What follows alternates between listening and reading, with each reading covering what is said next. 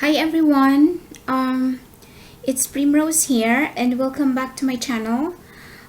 So today I am going to share with you how I wick my plants. This was a request from one of you guys and I am sorry that it took me a while to film this. I mainly do this with my small plants. I have here my peperomia, and small pots can dry out very quickly, so this idea is very useful when you have small pots like this and you do not want to water them very often, or for example if you're going away for a holiday for several weeks and you don't have anyone to look after your plants and water them. So this is very useful. And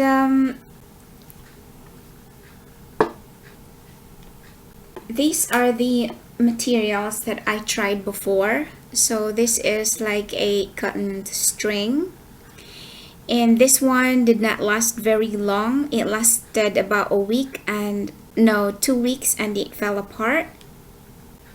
That's why I have here a small African violet, and I have to replace the wick, and I'll be showing you how to do that in a minute.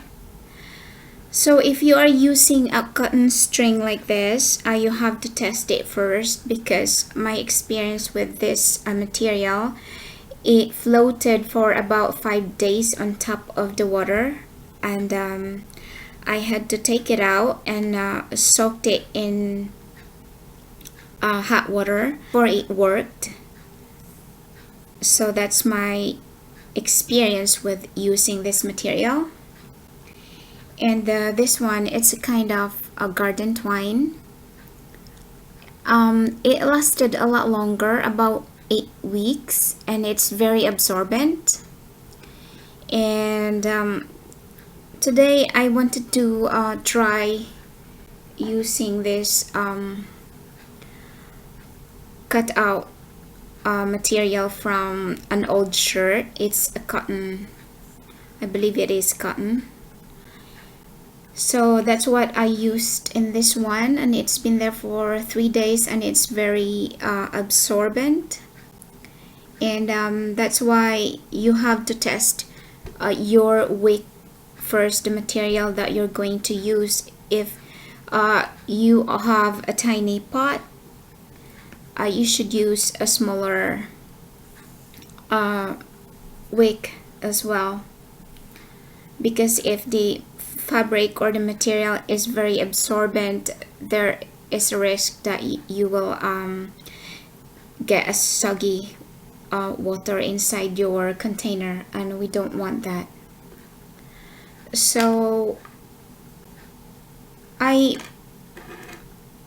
with these, with how I do it here, you don't have to buy anything.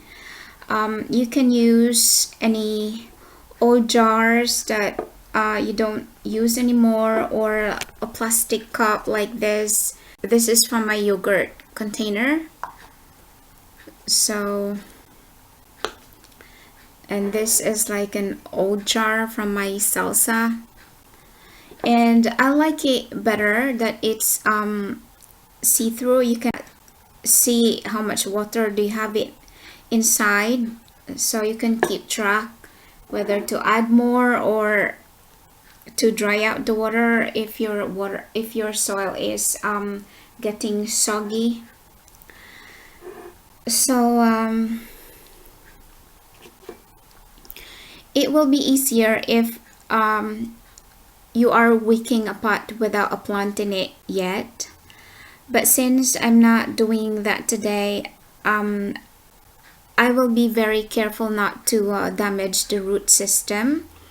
So I have here a pot that has holes in the middle and holes on the sides, and I'm gonna go for the hole that is away from the center, because I do not want to damage or risk touching the root system of the plant. So I'm using a stick from my orchid, and I'm just gonna go ahead and place the sharp part into the fabric. Of course, if you are doing a tiny material like this, you have to kind of make a knot there like that, put your stick in there. But since I have this fabric, I don't need to knot. I'll just have to put it in there and find a hole and just push it through very gently, making sure that I stay on the side and the stick does not go into the middle. So there you go, you can see it. Just gonna remove that fabric and pull the stick out, and that was easy. So I make sure that the wick stays at the level of the soil. So I'm gonna pull it back a little bit, and that's your wick there.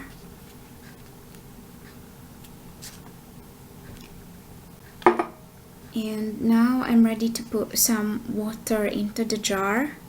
So make sure that the bottom part of your pot is not touching the water in here, or you will be getting a very soggy soil inside your pot.